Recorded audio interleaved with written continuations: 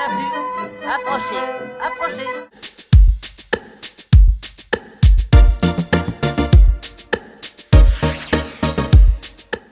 Bonjour Ingrid. Bonjour. Enfin bonsoir. Je sais pas comment vous vous appelez en fait. Moi c'est Frédéric. Et je viens de vous voir jouer Véro, Reine d'Angleterre, c'est ça? C'est ça. Et j'ai un coup de foudre absolu pour vous. Je voulais vraiment vous dire ça. C'est une déclaration. Ouais. Merci, ça me touche. Est-ce que vous pouvez me parler de vous un peu? De moi? Pas très intéressant. Non, c'est votre parcours, qui êtes-vous? Oh, j'ai un parcours assez classique. J'ai fait 3 théâtres au lycée. Et c'était 8 heures de théâtre par semaine.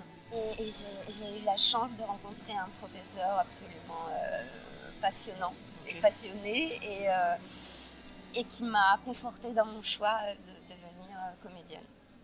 Et par la suite, j'ai fait le conservatoire à Dijon. J'ai tenté de faire des stages, de rencontrer des gens, et puis petit à petit les gens m'ont vu, et puis ça fait un Ce qui m'a marqué dans ce spectacle fou, complètement fou, c'est que vous avez un jeu assez classique finalement. Mon rôle demande en fait d'être assez... moi je joue le mélodrame. Véro, elle est à fond dedans. Oui, c'est le mélodrame, mais ce sont les autres en fait qui viennent décaler la chose. Et il y a Véro qui est sur ce fil et qui c'est une espèce de cauchemar, et qui subit différents moments tragiques et voilà, et les autres autour viennent perturber ce Déjà, je trouve que vous êtes parfaitement choisi pour ce rôle. Ça vous va parfaitement bien. Il y a une espèce de douceur, d'ingénuité par rapport à tout ce qui lui arrive, de souffrance. Votre voix est beaucoup plus classique que tous les ébulons autour. Votre diction aussi, elle est parfaite. Ouais. Faudrait demander au metteur en scène s'il m'a choisi pour ça. Je sais pas trop bien, mais ce personnage-là... Mérite ça? Ouais, oui. Je crois. Je pense aussi. Ouais, elle est à cet endroit en tout cas. D'accord. Vous jouez avec la compagnie tout le temps Non. Maintenant ou... Non. J'ai travaillé avec 26 000 couverts sur une petite forme qui s'intitulait Jacques et Mylène, qui est un texte aussi de Gabor Massov, qui a été écrit pour 7 comédiens. On a repris tous les rôles à 2, nous avons des avatars qui sont des poupées Barbie. Voilà, c'est aussi... on reconnaît la patte de Gabor à l'écriture de Gabor, parce que c'est une succession aussi de choses assez folles. Oui, c'est ça. Mais voilà, on joue plusieurs personnages. Donc c'est une mécanique assez délirante. Alors, ce soir, c'est la première, je crois, à Paris. Ouais. Vous jouez depuis combien de temps autrement? Alors, on a joué des avant-premières à Dijon en septembre l'année dernière, et on a repris en mai cette année en province.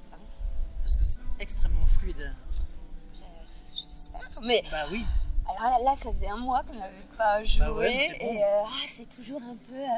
parce que c'est complexe en vérité. Oui, c'est très complexe. Oui, c'est complexe. Oui, parce je que vois, j'étais sur le côté tout à l'heure, j'ai vu entre une qui vient prendre le chien, c'est une grosse mécanique. pour que ça roule, il faut... Oui, ouais, c'est vraiment sur un fil, mais après, l'écriture de Gabor est vraiment subtile et fine pour ça, quoi. C'est lui aussi, c'est grâce à ce texte, cette pièce.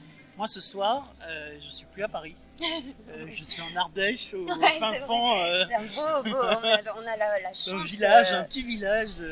On a la chance d'avoir un cadre magnifique, c'est vrai. Et puis, tout ce décor, quand même, faut en parler, parce que c'est vraiment un décor qui a été conçu par les techniciens qui jouent également sur scène, qui jouent des personnages, qui jouent de la musique.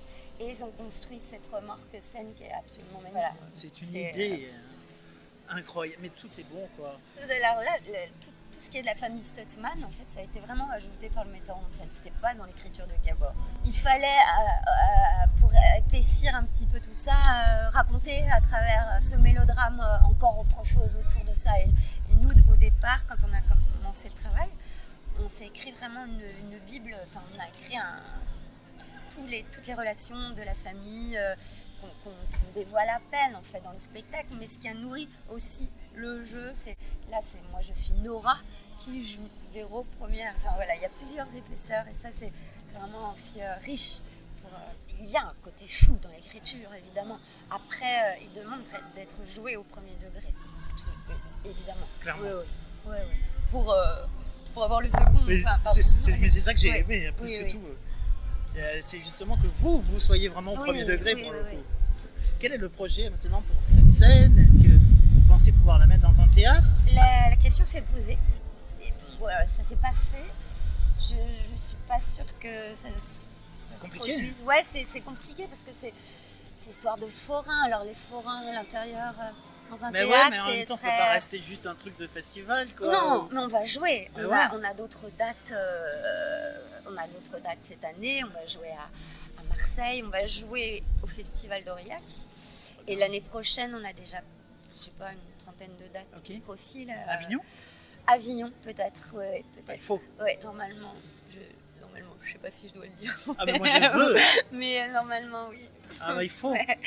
Oui, Il faut oui. que la folie d'Avignon, il faut que vous soyez là. Ça va être un immense succès à Avignon. Normalement. Et quels sont vos projets à vous? Alors moi, j'ai différents projets. Je travaille avec un chorégraphe Ouais. à Poitiers, avec lequel on a créé un spectacle jeune public qui lie vraiment le théâtre, la danse, le chant. Et j'ai un groupe de musique avec un guitariste. Voilà, ça avance à petits pas parce que je travaille beaucoup plutôt pour le théâtre, mais on a déjà fait la première partie de Bertrand Belin, de Dick Hennegan. C'est dans l'air du temps parce que cette année à Avignon, il y avait énormément de spectacles pour enfants. Et je pense que l'hiver prochain, ça va se multiplier en fait de plus en plus. C'est vraiment dans l'air du temps. Je pense que les parents ont aussi envie d'emmener leurs enfants au théâtre.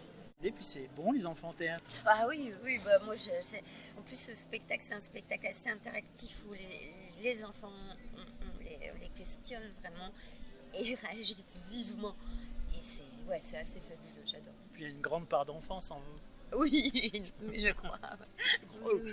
Je crois aussi. Merci beaucoup. Merci à vous. Merci.